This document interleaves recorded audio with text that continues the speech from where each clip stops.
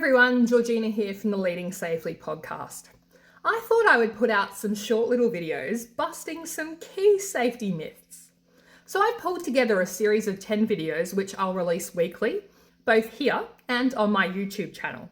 Which reminds me, if you haven't already, do check out the Leading Safely podcast on YouTube. But today's video is on the hot topic of zero harm. If your organisation has a zero harm vision, I need to tell you something that might sound counterintuitive. The relentless pursuit of zero incidents might actually be making your workplace less safe. The myth is that perfect safety is attainable. That if we just try hard enough, write enough rules, and get 100% commitment from our workers, that we can create a workplace completely free of injuries. It feels morally right, and it offers leadership a simple, measurable, and morally unambiguous target. But according to a wealth of safety research, that simplicity is a trap. The research on this is fascinating, and it points to three critical flaws. Firstly, Hollnagel's target centum problem. So researcher Eric Hollnagel explains that zero harm is target centum thinking, a belief that 100% safety comes from eliminating 100% of failures.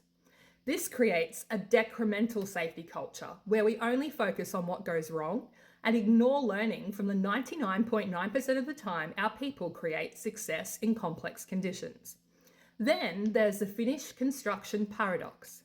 A landmark 15-year study by Saloniemi and Oksanen uncovered a shocking negative correlation between reported incidents and fatalities. In simple terms, the years with the fewest reported minor incidents actually had the highest number of fatalities. The pressure for good numbers was hiding the real risks. You also have the BP Texas City reality check, where the 2005 explosion killed 15 people at a refinery that had excellent personal injury stats. The US Chemical Safety Board's final report was blunt. Good injury rates were a poor indicator of process safety, giving a false sense of confidence.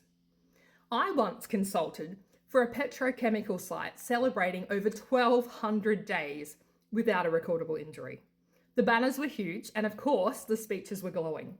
But afterwards, frontline workers quietly showed me failing pressure relief systems and a list of unofficial procedural shortcuts that they relied on to get the job done.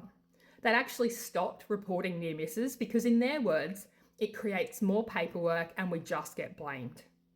That is not a safety success story. That is a system going blind. This is Hollnagel's decremental trap in action.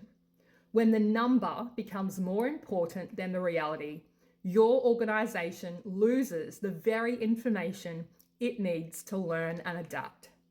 So if chasing zero is the problem, then what's the solution? We shift our focus from preventing all failures to understanding and enabling success. This is what Hollnagel calls Safety 2, or an incremental safety culture. Practically, this means you study everyday work. So you actively seek to understand why things go right so often, not just why they go wrong. You also build adaptive capacity. You focus on giving teams the resources and the autonomy to handle unexpected challenges effectively. You cultivate psychological safety, and you make it safe and even rewarding for people to report problems and share bad news. You pursue target optimum, not target centum. Aim for the best possible outcome given the real-world constraints that your organisation faces, not an impossible, perfect, ideal number. So here's my challenge to you this week. Instead of a safety walk to find problems, do a learning walk to find successes. Ask your team about a complex task. How do you make this work every single day when things do not go to plan? And for our discussion in the comments below, I would love to know what's the biggest gap that you have seen between a zero harm banner and the reality on the ground. Share your comments in the boxes below. Next week, I'm going to be busting myth 2, that human error causes accidents. And we'll talk about why that phrase should be banned from incident reports. Until then, stay safe.